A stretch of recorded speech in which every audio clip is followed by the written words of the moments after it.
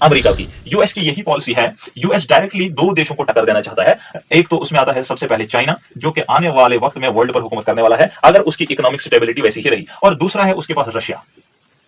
ये दो ऐसी पावर हैं जिन्हें यूनाइटेड स्टेट यानी अमेरिका गिराना चाहता है।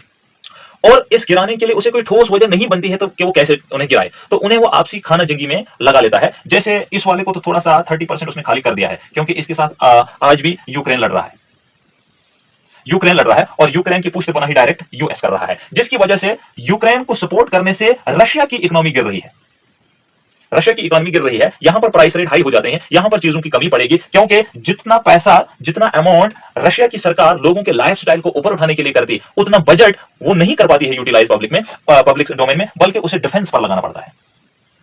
जब कोई कंट्री अपना 70% से ज्यादा हिस्सा पैसे का यानी बैंकिंग सिस्टम का लेकर उसे डिफेंस में लगाए, तो दरअसल और जाहिर बात है कि उसकी जो लाइफस्टाइल है लोगों के वो गिरते जाएंगे, वहां पर अनएम्प्लॉयमेंट बनेगी और अंदर से क्राइसिस होना शुरू हो जाएंगे, यानी लोग हुकूमत के खिलाफ खड़े होना शुरू हो जाएंगे, वो हुकूमत को गिराने की कोशिश करेंगे। जब हुकूमत ही गिर गई तो वही तो इसका मकसद होता है यूनाइटेड स्टेट का, कि हम जनता को उसी के रहनुमा, उसी के देश के प्रेसिडेंट हो या प्राइम मिनिस्टर उसी के खिलाफ कर दें, ताकि तख्ता पलट हो जाए और लोग उससे नाराज हो जाएं और हम खुश रहें, हमारी चलती रहे। खुद अपने देश में सुकून और दूसरे में ऐसी चाल चलनी जो उसे भी ना पता हो कि मैं मुझे किस तरह गिराया जा रहा है।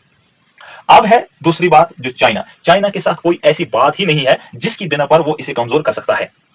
एक एरिया है चाइना का, इस वक्त मैं नाम बोल रहा हूं उसका, वहां पर उसको थोड़ी सी टसल है, चाइना के छोटा सा पार्ट है, मैं जरूर कमेंट सेक्शन में इस वीडियो के बाद आपको बता दूंगा। तो उसके साथ इसकी चाइना की थोड़ी सी टसल है, तो लेकिन डायरेक्टली नहीं कर सकता है। जैसे वो टैरिफ वार आई थी पिछले दिनों में, बड़ा एक करंट अफेयर आता, TARRIF, टैरिफ, टैरिफ वार थी कि चाइना की जितनी भी चीजें अमेरिका में बिकती है यानी कारोबार होता है, उन पर 25% टैरिफ लगेगा, यानी ज्यादा टैक्स लगेगा उन चीजों पर जो कि महंगी हो जाएंगी, जिनकी डिमांड फिर अपनी कंट्री में मुल्क हो जाएगी। मिसाल के तौर पर हम चाइना की किसी चीज को हिंदुस्तान में नहीं चाहते हैं कि वो यहां पर कारोबार करे, तो क्या करें?